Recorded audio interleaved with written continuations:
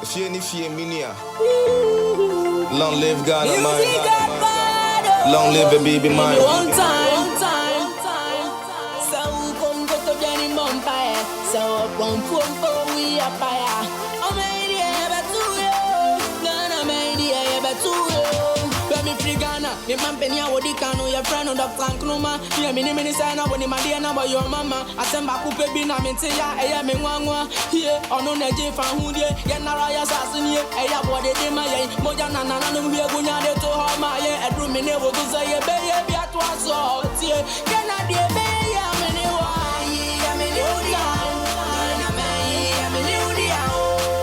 Hello, welcome to today. I'll call it the Millennial Diaspora Millennial edition of Diaspora Weekly. That's a mouthful, but you know why in just a minute. I have two young, amazing people in the studio with me. They have options, let me just put it this way. But they've made an option, and I want to have a conversation with them as to why. You're watching Diaspora Weekly. This is I'm particularly looking forward to this conversation because I think the stuff that's going to come out of here will surprise you and probably even surprise me myself. But like every time, we have to go to the jungle because I have something burning on my mind that you have to know about. So let's take a minute to go on the jungle, and when we come back, you meet my guest. Stay tuned.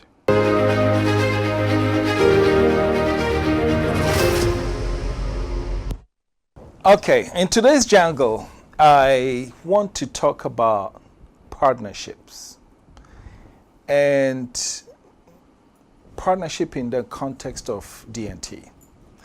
Every time I do this jungle, I talk about, societal issues and everything. But today, I want to talk to you. We've been getting a lot of feedback about people who watch us all over the world. They enjoy what we do. But guess what? DNT needs partners all around. Some of us took the initiative to start this journey, but it's gotten to the point where we need more hands on deck. Here's why. I've scanned the media landscape on this continent, and I've noticed one thing in common. Every TV station or media or radio pays attention to the country in which they are domiciled. If it's TV3 in Ghana, they concentrate on Ghana politics, everything. South Africa, the same thing. DNT is the only one that's really looking at the diaspora and then the continent as a whole.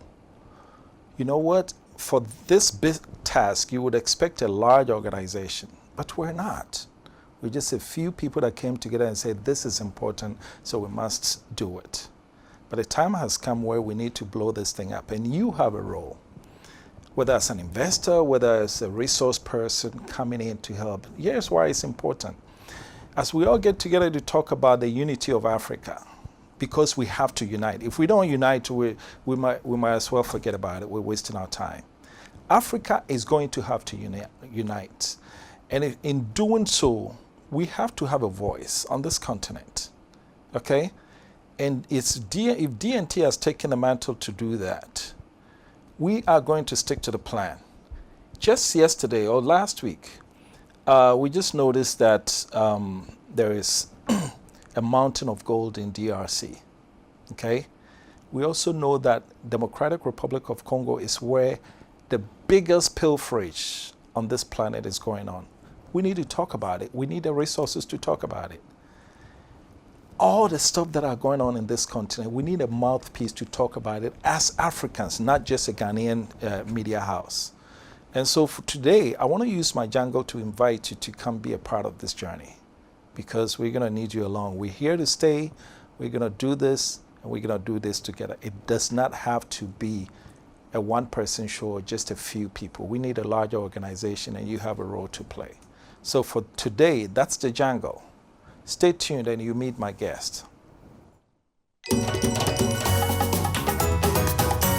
The Ghana Trade Fair Company, under the Ministry of Trade and Industry and the One District, One Factory Secretariat, welcomes you to the 25th Ghana International Trade Fair, the premier virtual edition, under the theme Developing New Trade Opportunities Through Digital Channels. It will be 1 month of exhibition and enterprise, offering manufacturers, suppliers, consumers, and various service providers the opportunity to network and make sales. This February, over 500 local and international exhibitors, factories featuring companies under 1D1F, Rural Enterprises Program, Ghana Export Promotion Authority, and more, all on one virtual platform from the 27th of February to the 28th of March. Get access to a virtual networking lounge, allocation of a virtual booth, and enjoy a unique virtual experience.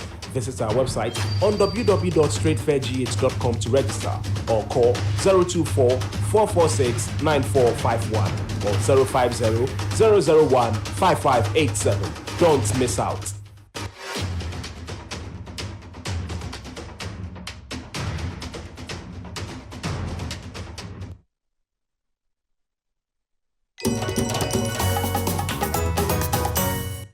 Hello and welcome back.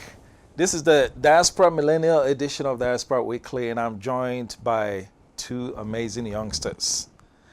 Youngsters, you guys don't mind me calling you youngsters? Huh? No. Okay. First, Gabby Mack with that beautiful smile. All right, the smile to kill. Welcome, Gabby. Thank you. Born and raised in where? New York. New York. Yep. You're a New Yorker. Yes. And you live you were in the Midwest before you came here. Yes, I was. Okay. And then we're also joined by Nana Usua Takra, a.k.a. Ojam. Where did you get the Ojam from? I'm Kwabena. Kwabena. And every Kwabena is an an Ojam. Yeah. Oh, that's interesting. But wait a minute. We have a Kweku here who is Ojam. Where did you get the Ojam from? Fake. So he's a fake He's Ojam. a fake Ojam, yeah. Okay. Let that be on record. So the Ojam senior is a fake Ojam. Yeah. All right, that's on record. Welcome. Thank you.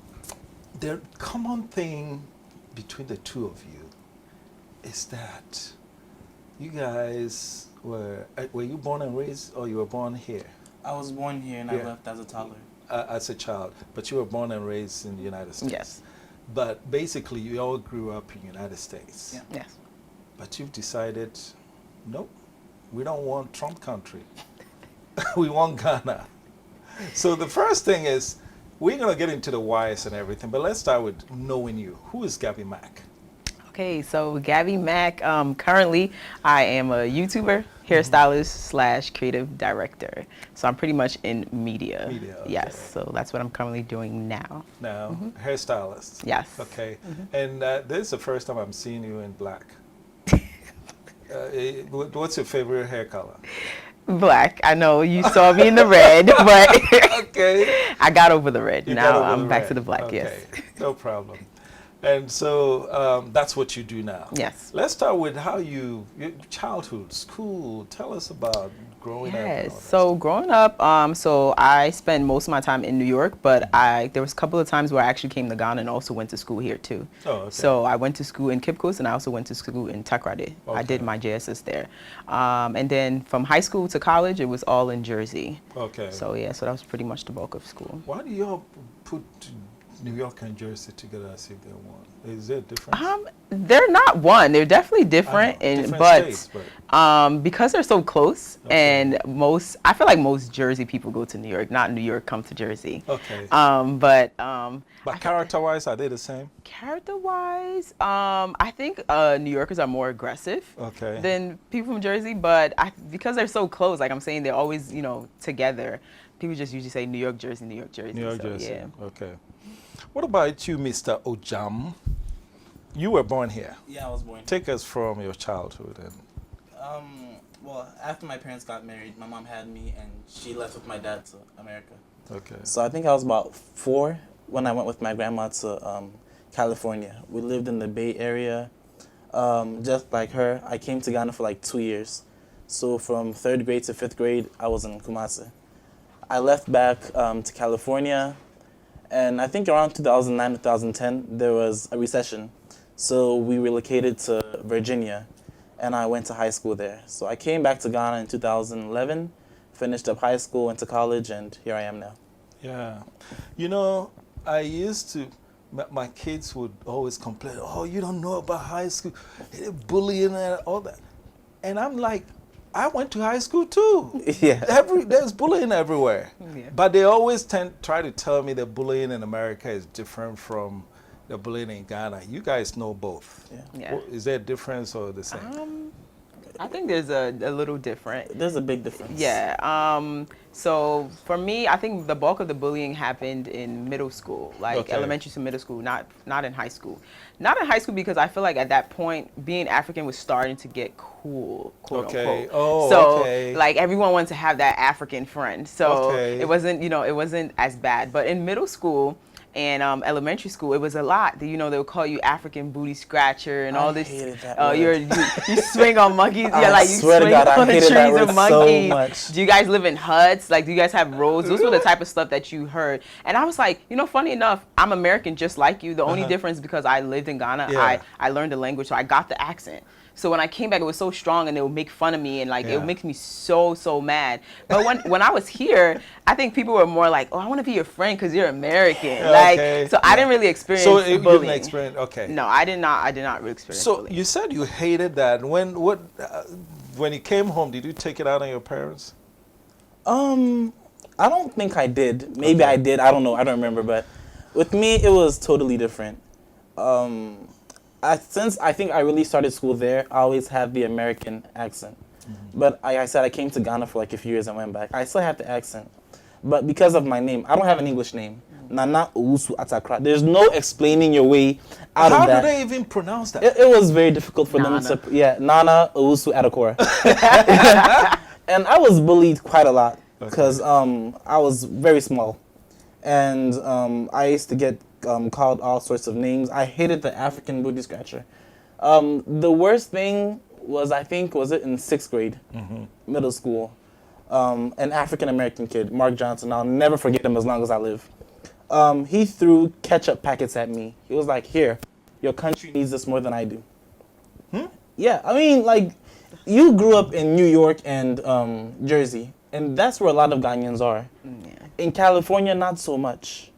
So the Ghanaian community was very small, and we were surrounded by lots of white kids and Black Americans.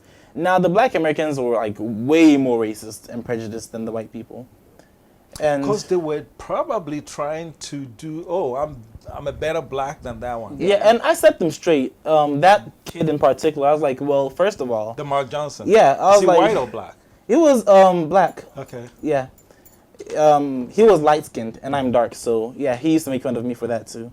But in the whole, your country needs this more than I do, I was like, well, I know where I come from. I have a house in Ghana. I know my family. Your ancestors were slaves. If you go to Africa right now, you don't know who to say, like, you don't know anything. And we fought. I got suspended. I mean, it was a whole, And which issue. grade was this? This was 6th grade. 6th grade, okay. Yeah, and I know it's like it's profound, but like I never really wanted to move to America to begin with. Yeah. So the kind of the things you said to him that you've repeated here Yeah. now at this age, if you got into it with another African American, would you say those things? yes, I would. You still say those It was the things? truth, and the truth Okay. doesn't change. Okay. Yeah. All right. What about you? Did you get into some tough ones? Oh, I mean, I definitely did. I got into a couple of fights, a couple of arguments with kids. I just hated the name calling. Okay. But then again, at a certain point, I realized that they were just being ignorant because they just don't know. They weren't educated. They didn't understand. And funny enough, I realized it was the Black Americans that were doing the most. It wasn't the whites. I never had any altercation with any white person, any Spanish person. I had a lot of friends that were white and Spanish. But the Interesting. Black Americans were the ones that would make fun of, of Africans. And I didn't understand because I look at them, I'm like, I see you as an African too. I don't see you as Black, Well, you see, this is a new thing to me because you're saying that your bullying started in middle school. Middle also. school all throughout. Yeah. So at that age, you're telling me that the African Americans were tougher on African kids than even the whites were. Yeah. the whites were never tough, in my Really? opinion. I don't Why do remember you any think white that person was? ever making fun of me. Why do you think that was? That's curious. I don't know. I just don't feel like they really. I think that they knew we were different, but they didn't feel like they needed to really make. I don't know. I just never really had any encounters There were with them. also stereotypes in movies and stuff. I remember when Soul Plane came out, Okay. they used to make fun of me, call me ah wah wah and all that. It was just So what? So plain. There's a movie called, it had this African on it, and they're very stereotypical. I'm going to tell you guys got it wrong. The right terminology is soul train. Let me just set you guys. No, that's a different that's movie. a different I one. know. I'm just trying to say, what you guys had was just play. Yeah. The real deal is Soul Train. Yeah. Don't mistake that. Yeah. So tell me about Soul Plane. It was a movie, and it had an African pilot. And he was just like stereotypical, like with this white toothy grin and funny mannerisms, and they used to make fun of some of us for that. It was really difficult at a time until like I really got into my culture and learned much about my culture and stuff. Then I just became really, really proud of who I am. Okay. And when I moved to Virginia, there were a lot of Ghanaians there. So even in school, we had a Ghanaian community in the school. And I think the bullying reduced. Okay. So. At what point did it turn when you say, when people made fun of you and it got to you, at what point did it turn where it just bounced off and you started to become proud of who you are? I don't think I really had a turning point. I think I just told myself that they don't know what they're talking about. They're just ignorant. Because for me, because I was coming back home and I understood the language, I knew the culture and the food, I was okay. So I was like, even if you make fun of me, I know what I'm about, I know where I'm from. So I didn't really care what they would say. It's just that sometimes they would say something that's like really irritating, and it's like, no, now you need to get it. And then that's when it would turn into like something crazy. I've also been told that sometimes when they do that, and let's say if you had another Ghanaian child there and you guys were speaking your language, they got jealous of that. Is there any truth to that?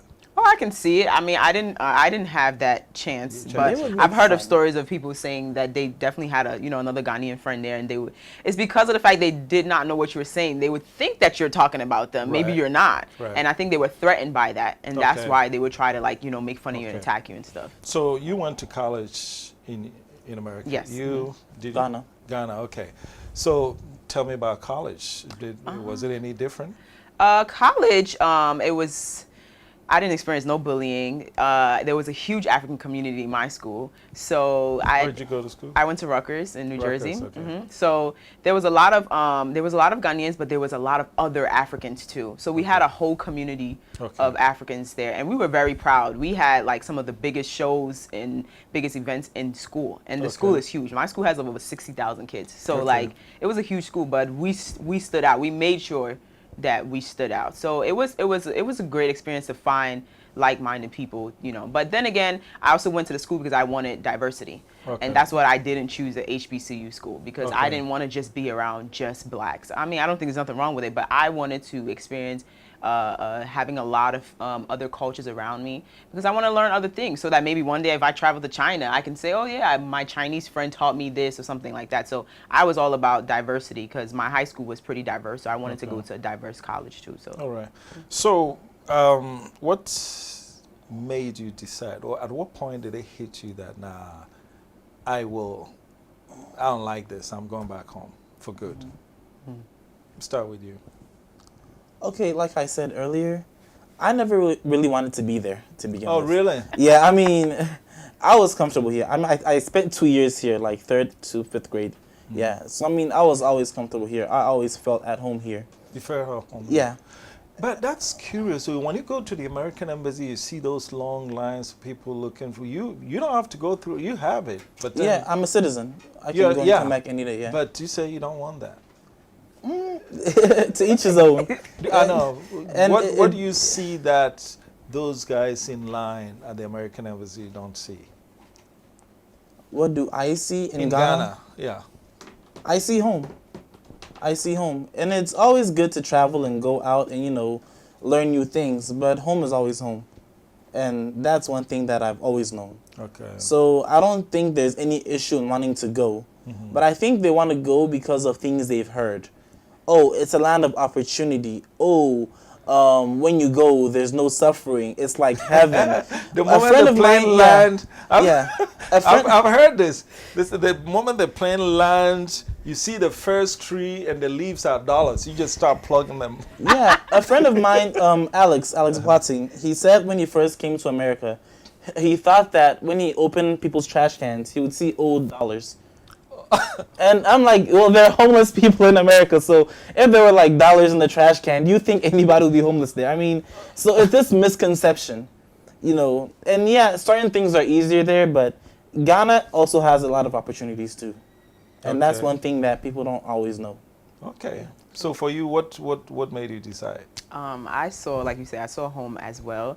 But for me, every time I came, what was important was the peace that I felt when I came here. I don't Okay. feel that when I'm in the States. Yes, there's, like you're saying, there's a lot of opportunities. There's so much to, to see, to go, and all that stuff. But I feel like America has a system where it's like they want everyone to live like the same way. Like there's no, if you branch off, then you're the outlier that made it in your own way. But everyone is like, go to high school, go to college, get a job, very structured. So I feel like it gets a point, I would get bored. And I was starting to get bored, and I hadn't even got so much into the corporate world yet, and I was already bored. And I was like, where can I go?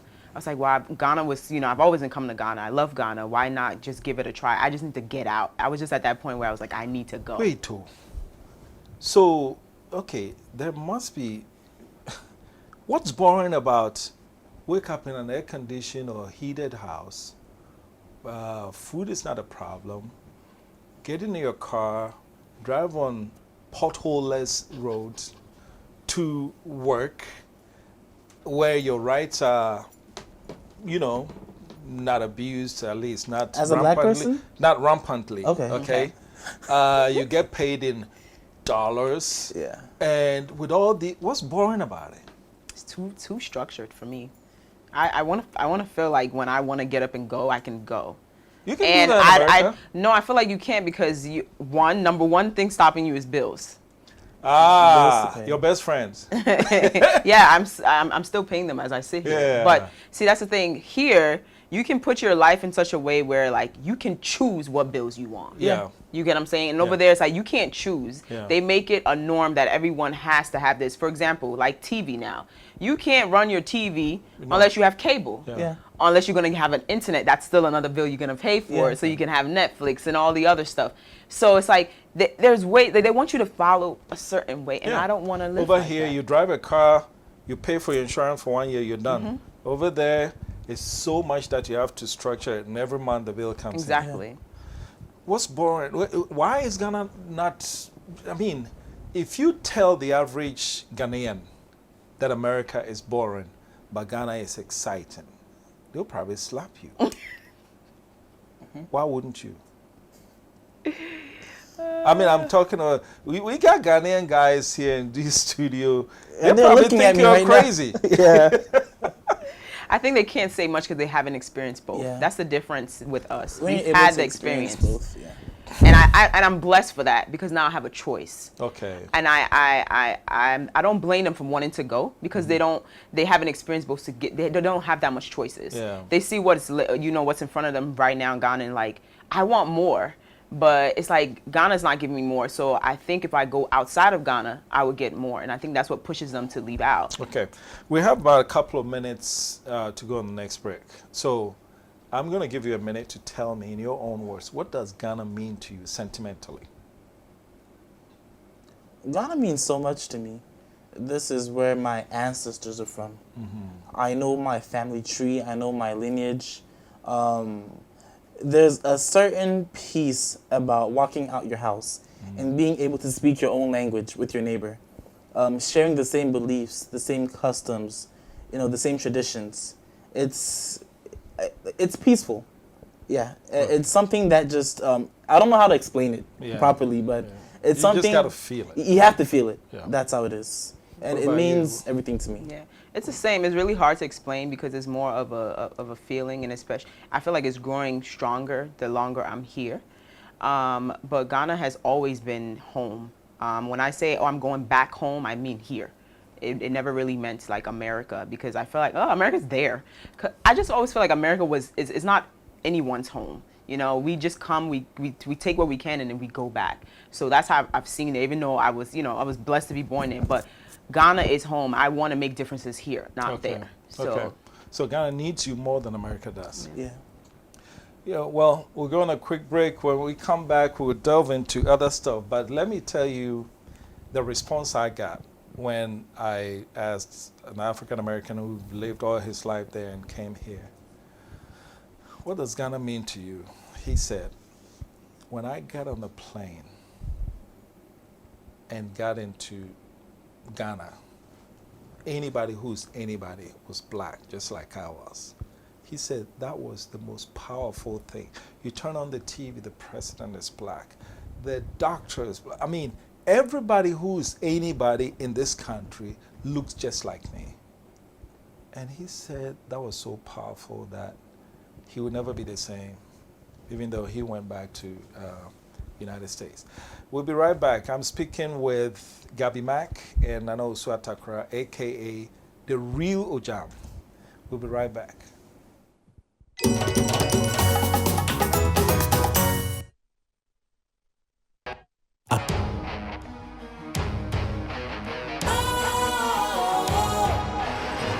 What's cool, fresh and trendy with a new look? Makes you feel real good, that refreshing vibe. Satisfies you right just the way you like. Do you know? Do you know? Do you know? Ain't gotta do it alone. Specialized makes you glow. Anytime, anywhere.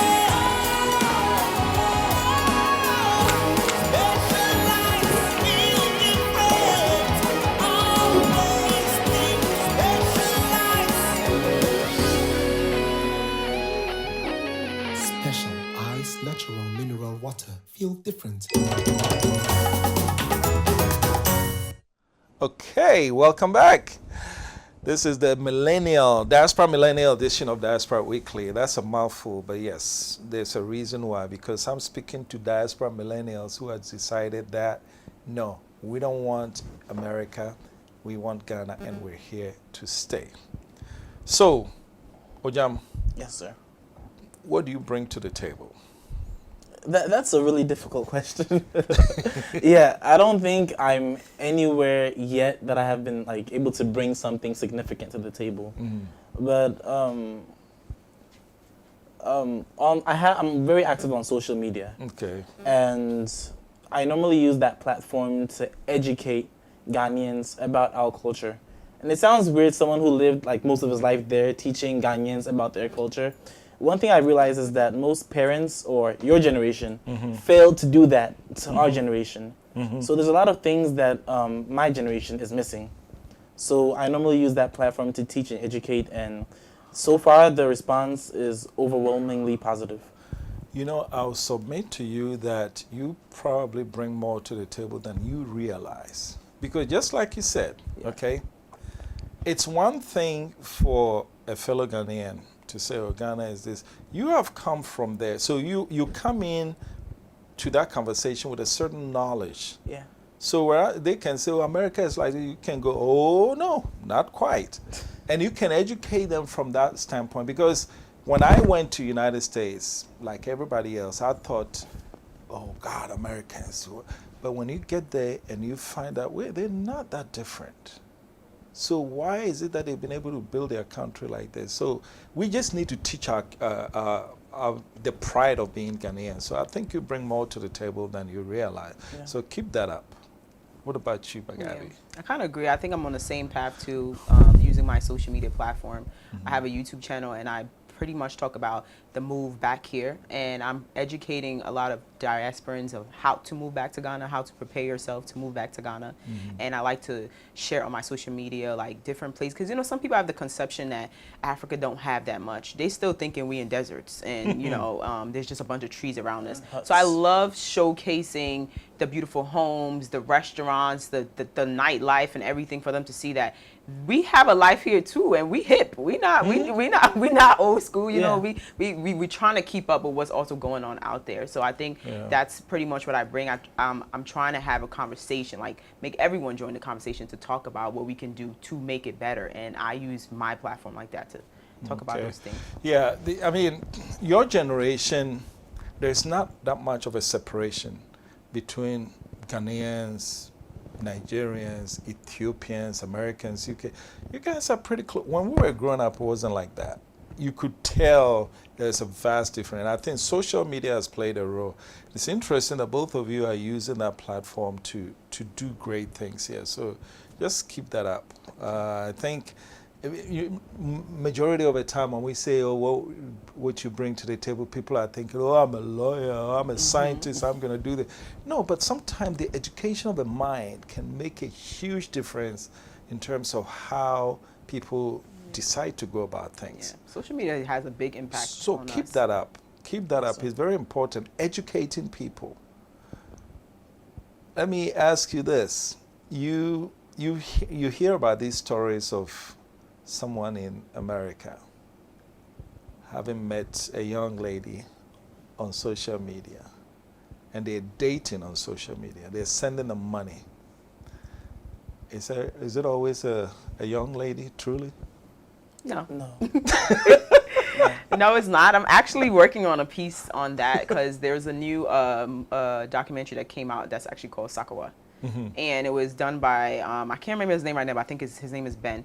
And he lived in America for a long time, but he's Ghanaian. And he came down to Ghana to do a piece on the fraud and, you know, the credit card stuff going on. And he talked about how a lot of them are online talking to people, and it's not, you know, it's not truly them. And in the documentary, you see a guy making a female, like he's trying to talk like a lady talking to another guy in America, Oh my so he goodness. can get money. But the thing that I liked about his documentary is he showed a piece of their life. I'm trying to make people understand why they're doing this, because maybe there's not much here in Ghana, you know, opportunities for them to, you know, to do. So they're finding all ways and means to make money. So even though we may think that that's immoral for someone to, like, you know, try to fraud someone in that type of way, right? But the person also in America is like, why there's no woman over there? Why are you talking to women across the world? Or, you know, why do you feel so? There's excitement. Oh, yeah, I They guess. consider it reparations, the fraud.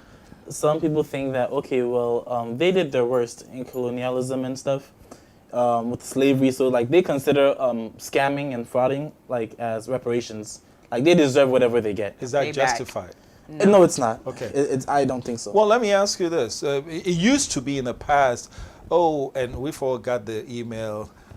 We have something here with your name. You've come into some money here in Nigeria. You need to send.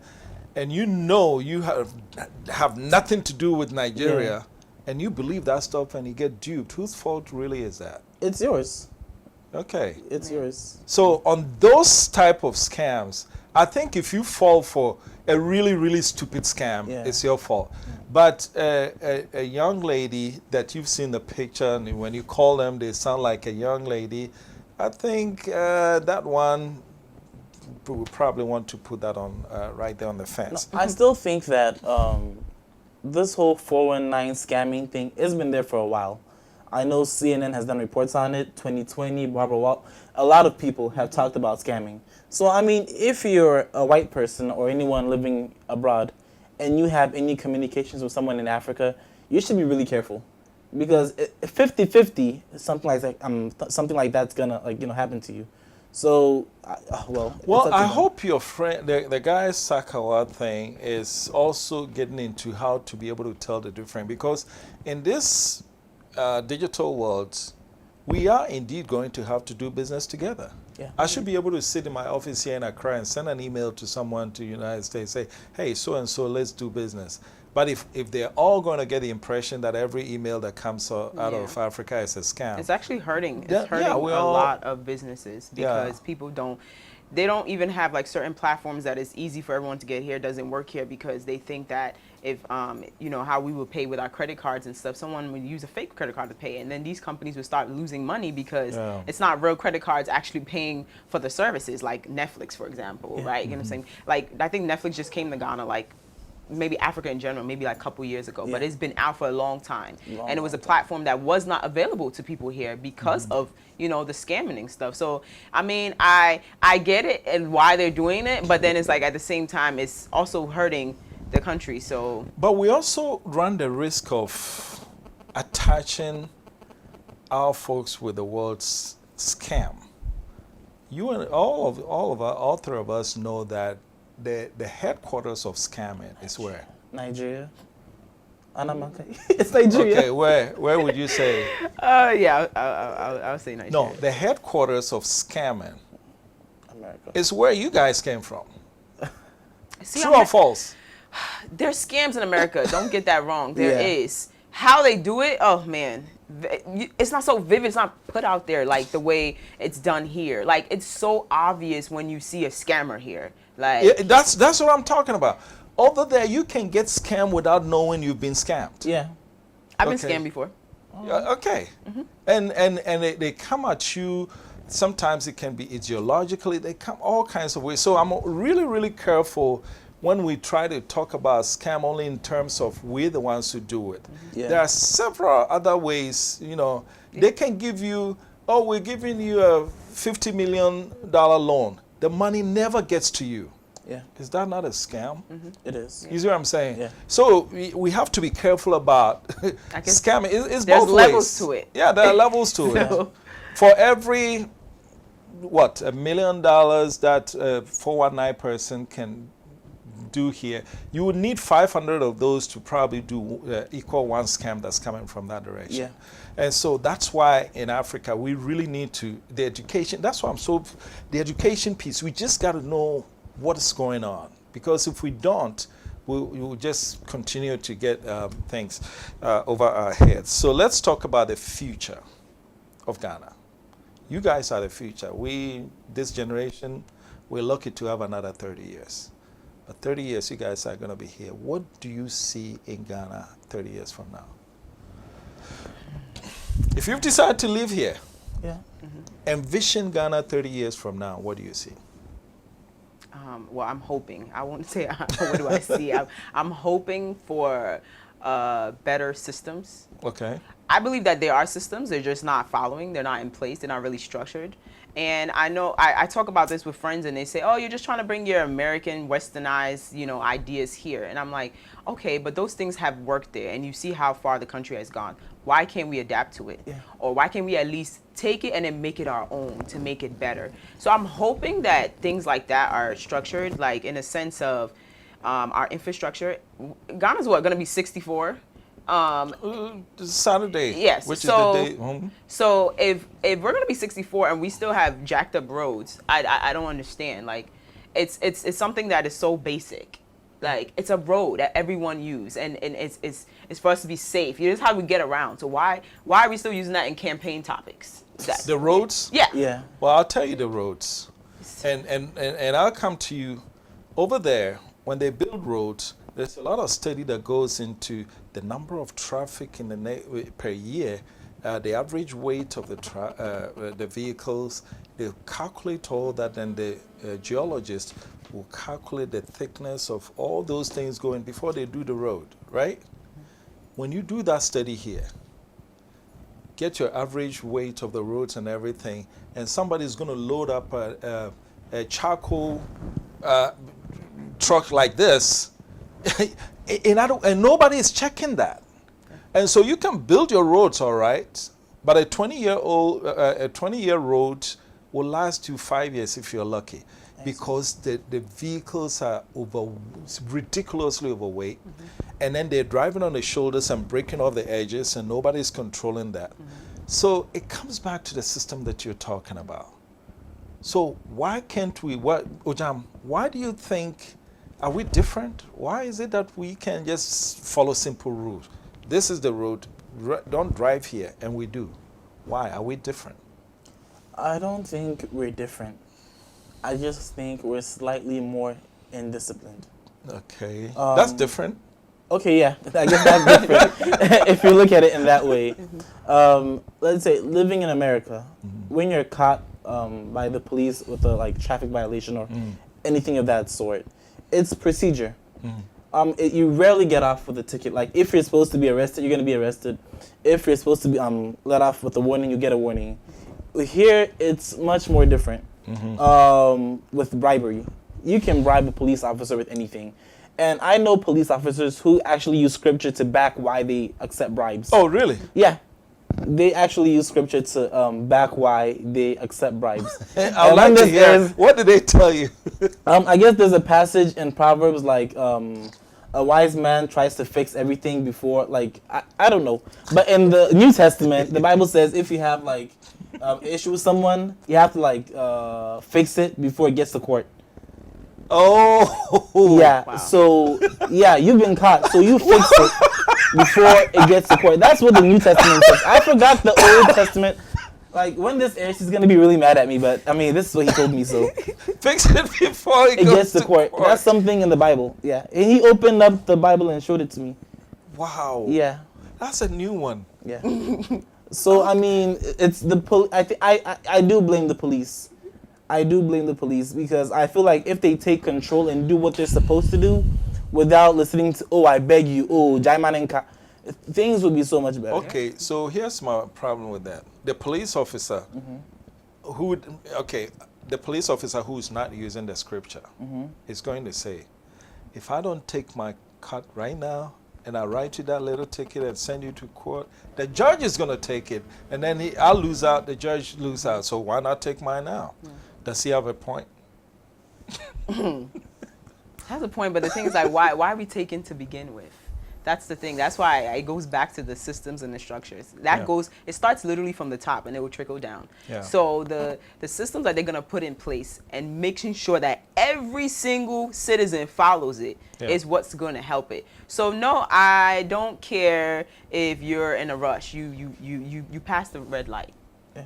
You got your ticket. If you got the ticket and you saw the price that was on it, trust and believe the next time you be careful not to cross that red light again. So I think it's really... So hit them in their pocket. Yeah. I also think it's a sense of national pride. Yes, we all know we're Ghanaians, but I don't think we realize that these things are put in place for us, to protect us, to help us.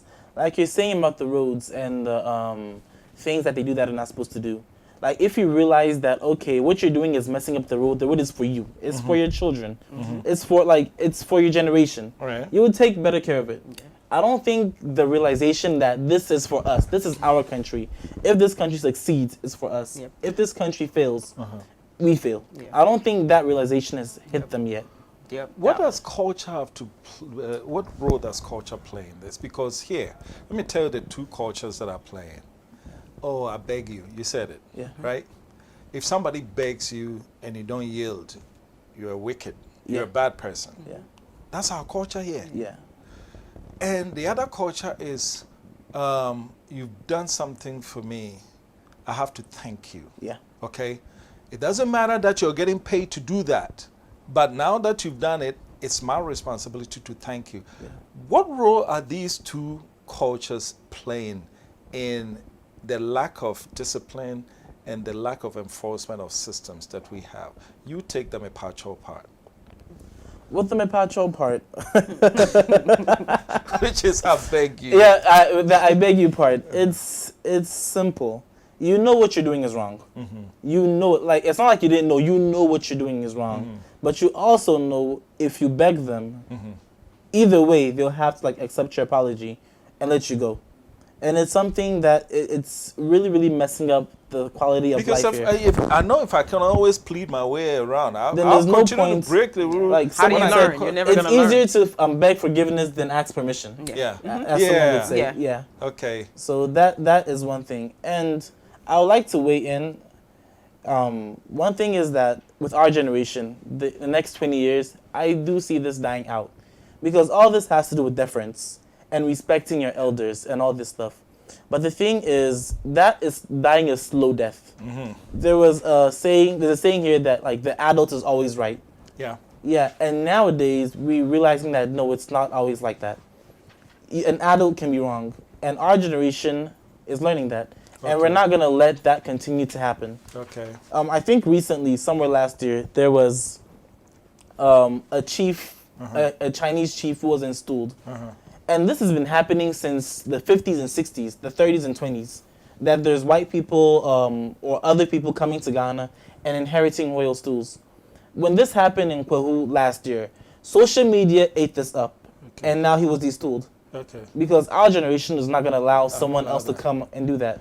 So I see this dying. I really, really hope that is where. But before we go on a quick break, you take the thank you part. The inclination to thank somebody for just doing their job. I'm not for it, to be honest. You did your job and you got paid for it, and that's what I believe. I feel like maybe you went a little bit extra out the way.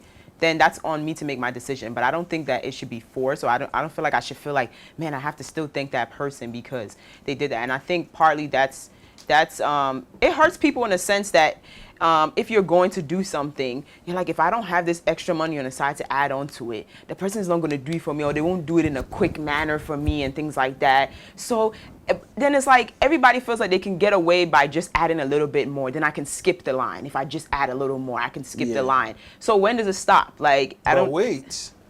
When you go to a restaurant in America, you leave a tip. It's almost mandatory. I mean, it's not forced, but so what's the difference? I'll leave a tip when I want to. Nobody's going to force me. That's how I personally feel. But it's tradition. Really? It's tradition. I feel like I leave a tip when someone does well. Yeah. I do it even so it's here. the same here. I leave tips for people when I feel like this waiter has, taken really good care so of if me. you go to somebody's office and they sign your paper for you, what's the difference with someone who's getting paid to sign your paper for you so you can go do your business, and a girl who took care of the waiter or waitress who took care of you? On the one you feel like you have to tip her, but this one you don't have to thank him. What's the That's difference? what I'm saying. I feel like it should be a choice, but I think it's the mindset of people that you have to do it. Okay. I think there should be a choice. Okay. You shouldn't have to do it because at the end of the day, it's still your job and you're being paid. You can take it to the police situation because you're saying, okay, the police, he's doing a great job, so I have to give him a tip because isn't he doing his job? Isn't he getting paid for it? He let you go, so you have to thank him. Well, if I thank him, then he's always going to be expecting it, right? Okay. Yeah. All right. Okay, let's go to a quick break. This is getting interesting. This is Diaspora Weekly. We'll be right back. Stay tuned.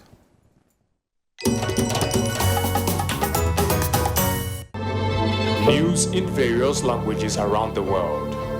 The government, through various Ghana Fest live in Chicago, Illinois. Japan's Prime Minister Shinzo Abe gets the last laugh. Our correspondents, your eyes and ears around the globe. The UK inches towards the expiry of extended lockdown. There is some anxiety as everyone returned to Germany because no one really knew when. Police student Haritia Lusamba, who was stabbed to death in Telephone. Today is the second day of the National State of Emergency in Liberia. Is Obaya Ejewa reporting for DMT News from the United States of America, focusing on the New England area. We will serve you with relevant events on Africa.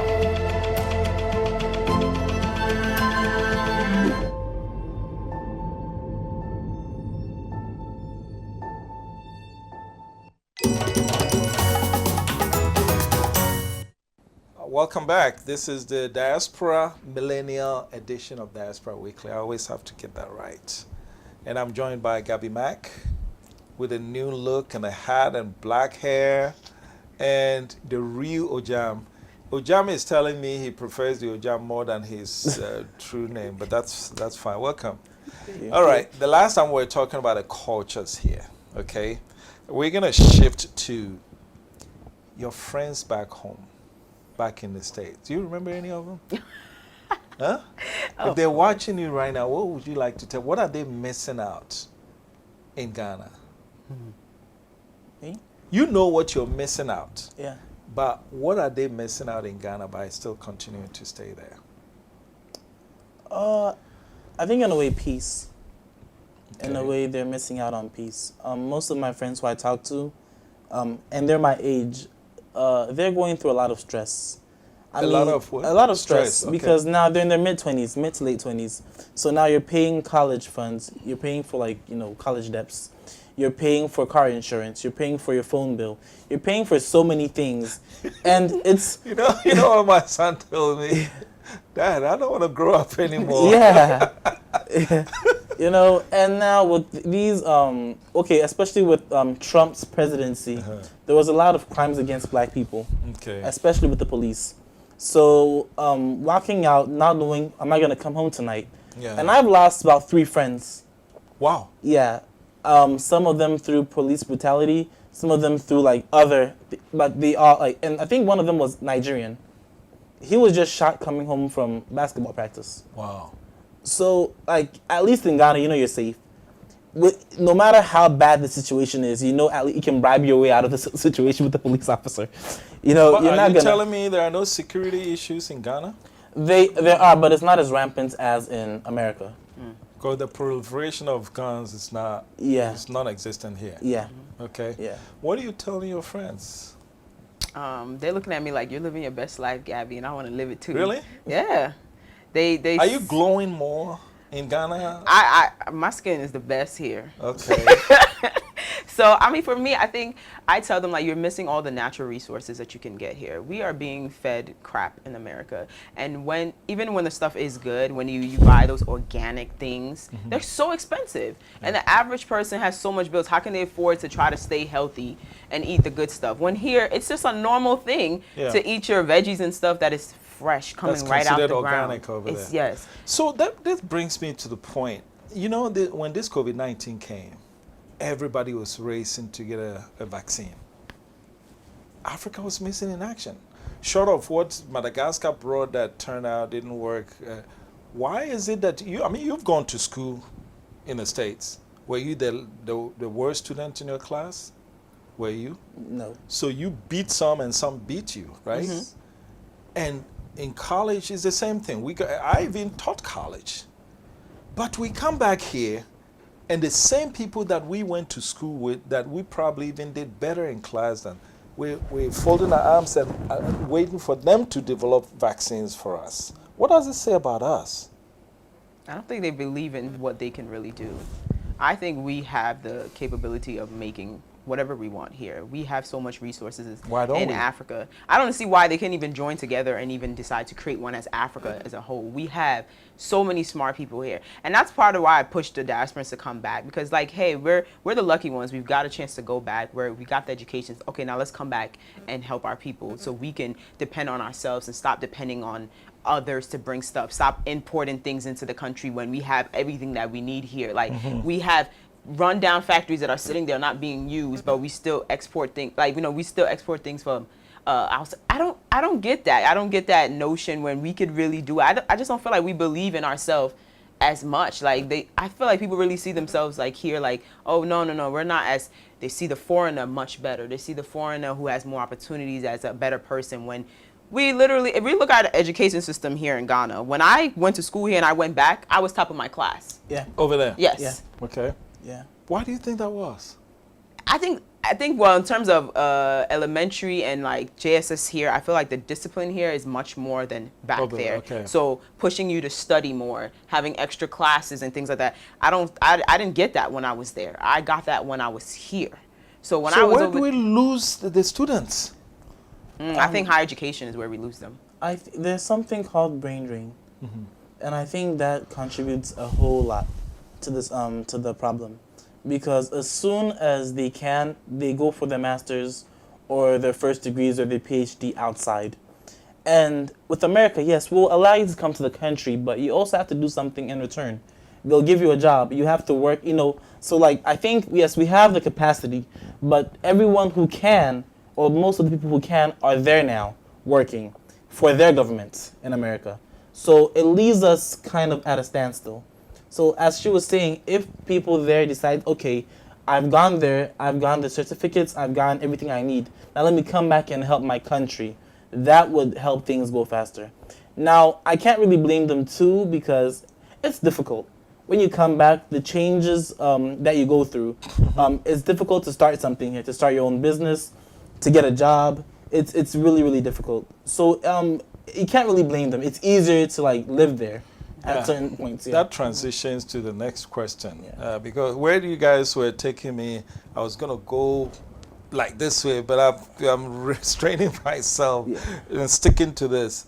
Any regrets so far, and you take the regrets and you take whether there's a possibility that you change your mind.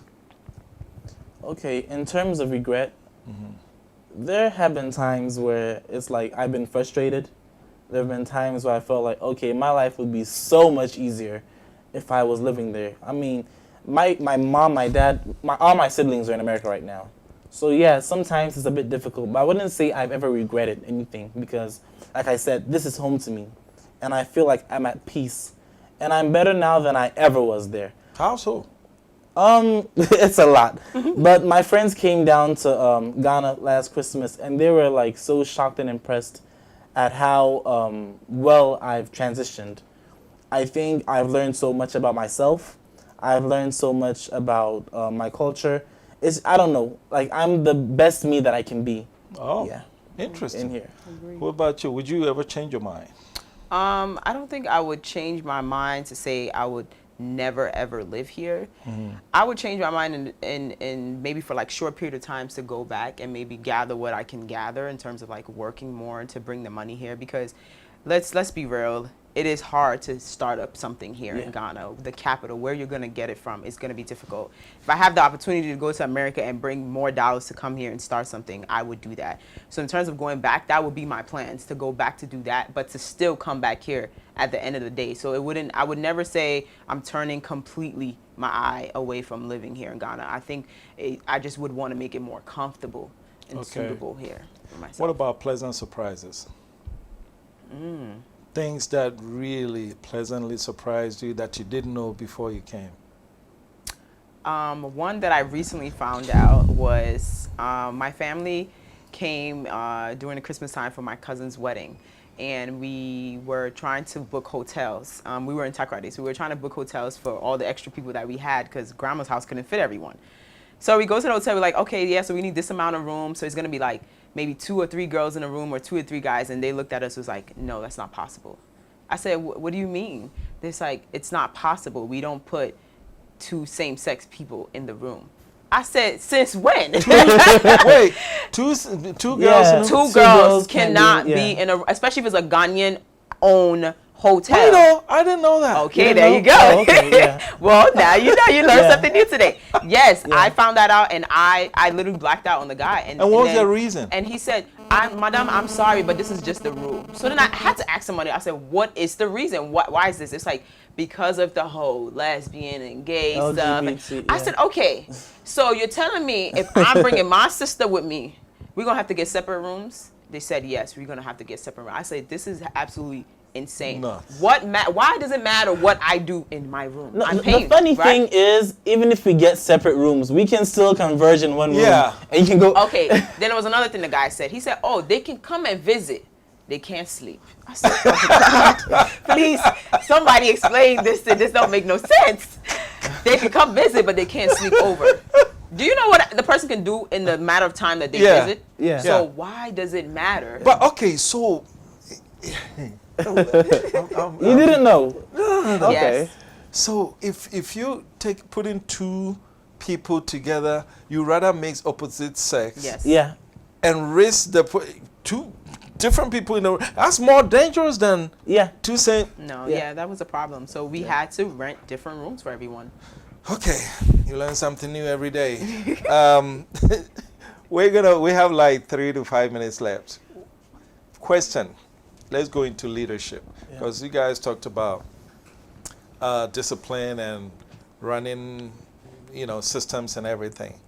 If you were the president of Ghana, what are some of the things that you would do right now to effect the changes that you want? That's a very difficult question. I have one right on the top of my head. That is a very difficult think about that. Let me think about it. What would you do? One of the first things I would do is ban chochos. I'm so sorry. Oh my God. I agree. I know that that's someone's source of living, but how I would replace it is by building better transportation services and giving those same jobs to the people. Train them properly so they can get them. The system drives me crazy. The chochos. They are all over the place. They are causing so many accidents, so many traffic, everything. That's like one of the first things I would do. I would ban them. Okay. Like, seriously, ban them. All right. If you want to come in the private sector and have your own thing, then you need to follow strict rules. I need to see that your drivers are trained. They need to have driver's license. They need to have everything before I would say, okay, you're allowed to have private services. But yes, that's one thing I'll do first. What about you? You've got your answer. Have you realized that there are no sidewalks in this country? Yes. I will ban the market women from using the sidewalks as portable shops. Like we need the sidewalks to walk. So I don't want to like, you know, be risking my life every time I have to go outside. So very good. That's something I Finally, would you marry an Ethiopian woman? Probably not. Your wife must be from Ghana. Yeah. Okay. What about you? I don't mind. You don't mind? Yeah. All over the continent, you don't mind? Africa. Just so long as the person's black, I'm okay with it. Okay. Oh, what if they're Japanese? I don't know. I'll think about it. But love comes in all weird places. Yeah. Okay. So I won't totally close my eye to it. So you're Pan-Africanist, but you're nationalist. Nationalist. Yeah. All right. Because one girl came in here from Nigeria. She asked me for your phone number. And okay. Now let's have a conversation. This has been one awesome conversation with my very, very, very amazing guests, who, by the way, are members of the DNT family. I'm proud to say. And we talked about why they're moving in Ghana. I hope you enjoyed it. We were joined by Gavi Mack, who is a YouTuber. Yes. And let me say YouTuber extraordinary, right? And then Nana Usua Takura, a.k.a. Ojam, who does not want to marry non-Ghanaians except you're pretty and you ask for his phone number. Then he'll make the exception. Yeah.